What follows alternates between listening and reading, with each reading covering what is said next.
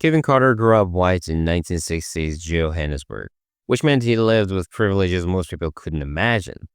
But something about the system bothered him deeply. By his 20s, he had chosen a different path, one that would cost him everything. Carter became a photojournalist, joining what people called the Bang Bang Club, photographers who documented South Africa's violent transition away from apartheid. These weren't your typical wedding photographers. They went into townships during the worst fighting, capturing images that newspapers around the world desperately needed, but few were brave enough to take. The work took its toll. Carter saw things that stayed with him long after he put down his camera. Friends died. Others suffered injuries that changed them forever. But he kept going because he believed someone had to witness what was happening. In March 1993, Carter traveled to Sudan during a massive famine. The region was experiencing what aid workers called the Hunger Triangle, areas where thousands were dying from starvation. Carter went with a reporter to document the crisis for the world to see. On a dusty road near a UN feeding center, Carter encountered a scene that would change everything. A young child had collapsed from exhaustion, crawling toward help that was still half a mile away.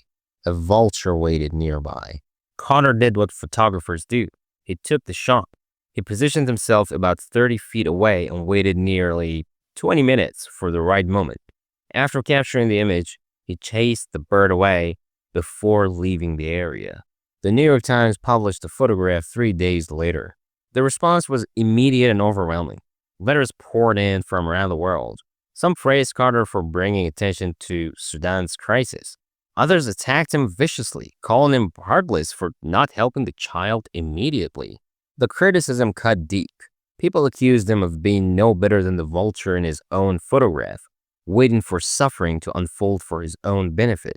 The hate mail was relentless. Strangers questioned his humanity. The pressure became unbearable. In 1994, Carter won the Pulitzer Prize for the photograph. At 33, he should have been celebrating the highest honor in journalism.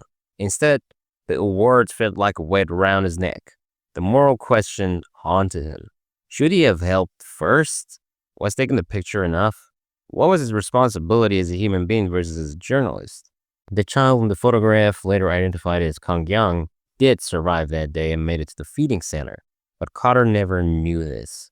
He carried the guilt for not knowing the child's fate. For months after winning the Pulitzer, Carter parked his truck near a river from his childhood. He left a note explaining that life had become too painful to continue. The images he'd captured of violence, starvation, and human suffering had become too much to bear.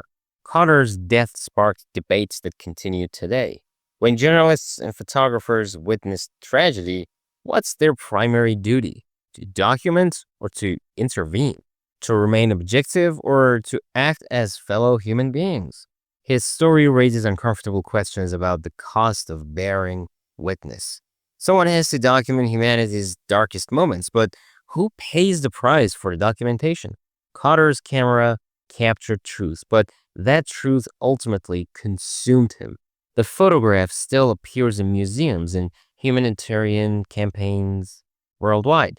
It succeeded in its mission, bringing global attention to Sudan's famine, but it also serves as a reminder that the people behind powerful images are human beings carrying burdens we might never fully understand. Carter's legacy isn't just about one photograph. It's about the hidden cost of showing the world what it often prefers not to see.